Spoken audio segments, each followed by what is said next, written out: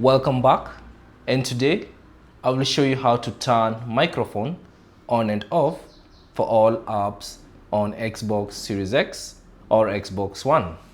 So all you have to do is power on your console and access this homepage, and then from the menu that appears on top of the screen, select settings, choose that, and then within the settings scroll down and select account, so choose that, and then choose privacy and online safety, so select that.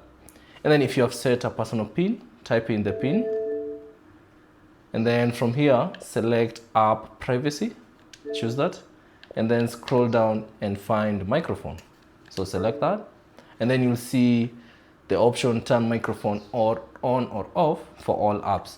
So it's enabled by default, so if you want to turn it off, simply uncheck that checkbox under the microphone on option. But if you want to enable it, simply check that box next to microphone on. So that's basically it on how to turn microphone on and off for all apps on your Xbox Series X or Xbox One. Thanks for watching. If you have any questions, leave them down in the comment section below. And if you found this video useful, consider leaving a like and subscribing to the channel.